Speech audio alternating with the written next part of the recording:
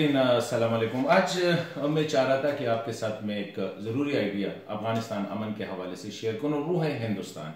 जब से मैं अपने वीडियो में हिंदुस्तान में अमन का जो प्रोसेस शुरू हुआ है, इसी हवाले से हिंदुस्तान या भारत की बात करता हूँ, तो अक्सर मैंने देखा है कि मैसेजेस में उसकी बहुत ज़्यादा उसकी अगेंस्ट मैसेजेस आ रहे हैं और लोग कहते हैं कि शायद मैं इस मसले को मतलब कि और पेचीदा बनाने की कोशिश करूँ। और मैं कुछ मैसेजेस आपको दिखा भी रहा हूँ कि इसमें ये कहा गया है कि अगर हिंदुस्तान इंटर हो गया तो कोई मुमकिन ही नहीं है कि वहाँ पे अमन आ जाए, हिंदुस्तान को बाहर रखना चाहिए, इस्लामी दुनिया इस्लामी ममालिक को अंदर करना चाहिए, मतलब ये कि सारे हिंदुस्तान का क्या किरदार हो सकते हैं वगैरह वगैरह।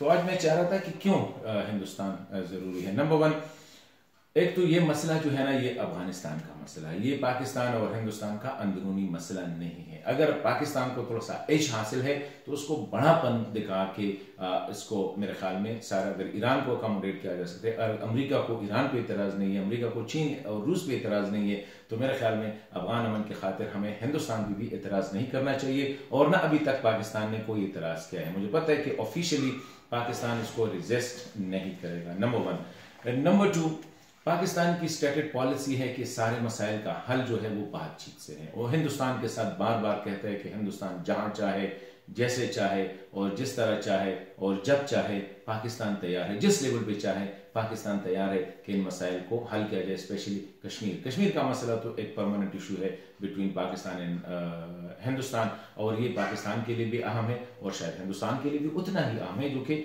एक हकीकत है। तो अगर हम समझते हैं कि पाकिस्तान में जो हालात हैं, इसकी इनडायरेक्ट रिस्पॉन्सिबिलिटी जो अफगानिस्तान के हालात पे है। अगर अफगानिस्तान में अमन आ जाता है तो वो पाकिस्तान में अमन आ सकता है। तो और पाकिस्तान को इतराज क्या है हिंदुस्तान पे कि हिंदुस्तान अभी तक अफगानिस्तान की सरजमीन पाकिस्तान के खिलाफ इस्तेमाल कर रहे हैं। और उसमें ये असलम मचू वाला केस, जो कि BLA का कमांडर था, और वो जो चाइनीज कॉन्सुलेट पे हमला हुआ था, उसमें पाकिस्तान की तरफ से अगर हिंदुस्तान की तरफ ताने बाने बनते जा रहे, तो वो इसी वजह से कि असलम मचू दिल्ली में था, वहां पे उनकी इलाज भी, उसकी तस्वीरें भी रिलीज हुई थी। और फिर जब दिल्ली से वो कंदहार के से गया, और कंदहार में फिर वो जो टेररिस्ट जो अटैक हुआ सुसाइड बम में, वो 4 साथियों समेत जो है वो मर गया है। तो इसी वजह से पाकिस्तान को एक तकलीफ होती है हिंदुस्तान के रवैये से। लेकिन ये भी हकीकत है कि हिंदुस्तान ने गुज़िश्ता 17-18 साल में अफगानिस्तान में काफ़ी इन्वेस्टमेंट की है। इन्वेस्टमेंट दो तरह की है। एक इन्वेस्टमेंट तो ये कि पैसे लगाए, $4-5 बिलियन लगाए हैं। दूसरी इन्वेस्टमेंट ये है कि लोगों में गुडविल क्रिएट किया है।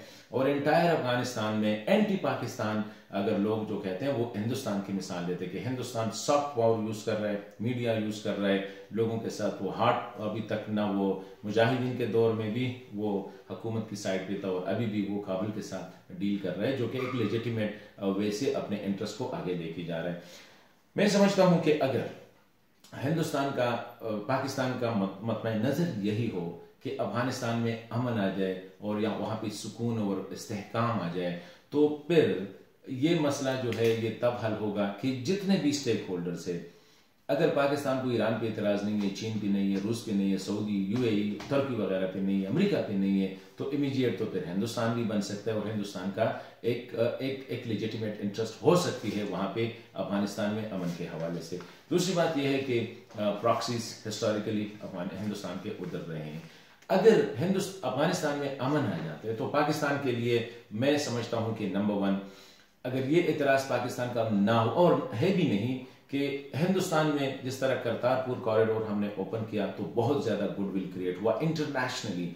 अभी भी अगर पाकिस्तान को उसको इतराज ना हो तो मेरे ख्याल में इंटरनेशनली पाकिस्तान का इमेज इससे बढ़ सकता है कि वाकई पाकिस्तान अफगानिस्तान के मसले के हल में इंटरेस्ट है, ना कि अपने पॉलिटिकल जो उनके जो ऑब्जेक्टिव है उसको आगे ले जाने में। इससे हिंदुस्तान में भी लोग यही समझेंगे कि पाकिस्तान बार बार अमन के लिए जो पेशकश कर रहा है वो सीरियस है। देखिए, हिंदुस्तान अफगानिस्तान में भी पाकिस्तान को कोई इतराज नहीं है। इसी तरह अफगान अवाम में भी पाकिस्तान का इमेज बहुत बढ़ जाएगा, क्यों अफगान अवाम कहेंगे कि देखिए पाकिस्तान वाकई सीरियस है। हालांकि यहां तक कि अपने दुश्मन इंडिया को भी उसे इतराज नहीं है कि अगर वो अफगानिस्तान में अमन कायम करने के हवाले से कोई किरदार अदा कर सकता है तो पाकिस्तान को इस पे एतराज नहीं है।